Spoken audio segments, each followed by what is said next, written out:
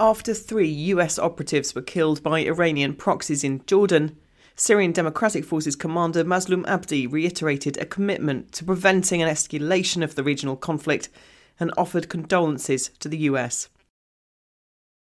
A recent meeting between the Kurdistan Democratic Party leader, who has no official position in the Kurdistan region, and Turkey's spy master Ibrahim Kalin has reignited allegations of military cooperation in northern Iraq. 4 Kurdish political prisoners were hanged on Monday in Karaj, Iran. The men, all in their 20s, are said to have been forced into confession under torture, maintaining a full conviction of their innocence until their last day.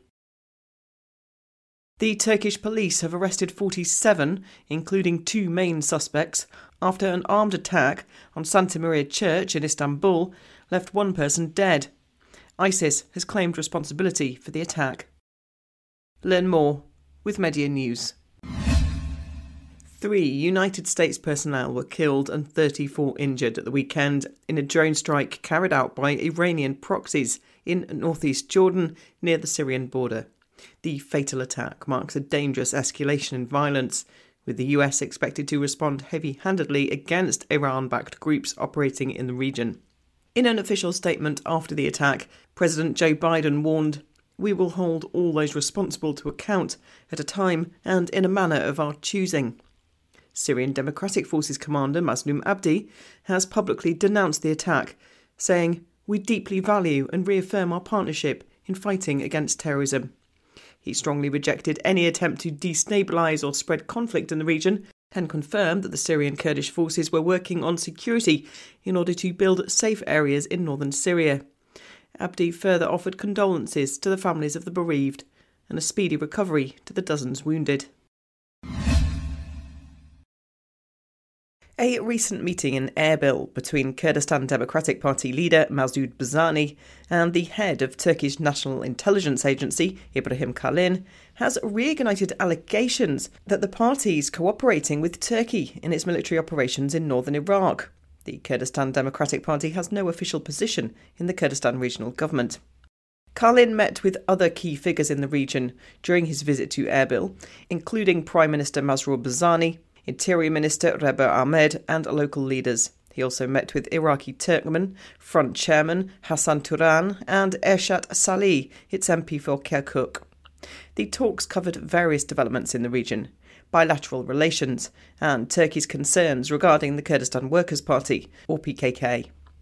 Turkey's determination in the fight against terrorism was clearly impressed on our interlocutors during the talks, the Turkish intelligence said. Kalin's meetings came in the wake of significant losses for the Turkish armed forces in their operations against the PKK in northern Iraq, an intensification of the Turkish attacks on Kurdish areas in both Syria and Iraq. Iranian authorities executed 4 Kurdish political prisoners on Monday morning after a secret trial that's been widely criticised as grossly unfair.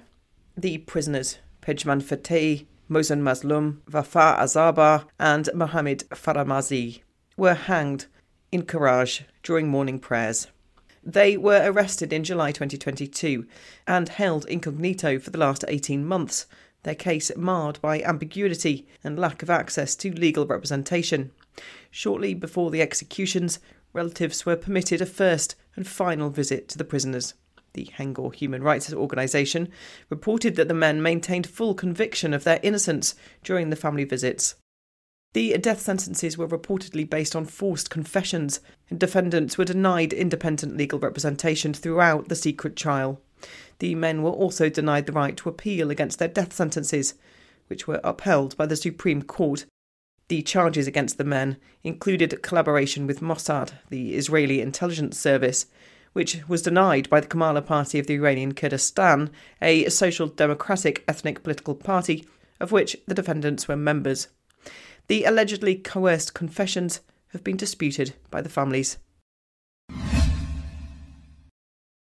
ISIS has claimed responsibility for the armed attack on Santa Maria Church in Istanbul, citing it as a response to a call from the group's leaders to target Jews and Christians. ISIS claimed responsibility for the attack through a post on its Telegram channel, attributing the assault to 2 of its members, Reuters reported. The assault, which took place during Sunday Mass at the Catholic Church, killed one person. The attackers, wearing ski masks, opened fire during the church service. The Turkish Interior Minister, in a statement made early on Monday, revealed that the police had conducted raids at 30 different locations throughout Sunday in connection with the attack. He stated that 47 individuals have been taken into custody during these operations, including the 2 suspected gunmen. We believe that these 2 foreign nationals, one from Tajikistan and the other from Russia, are both members of ISIS, the minister declared. Recent reports have suggested that Turkey serves as a key hub for ISIS, facilitating recruitment, coordination and planning of attacks.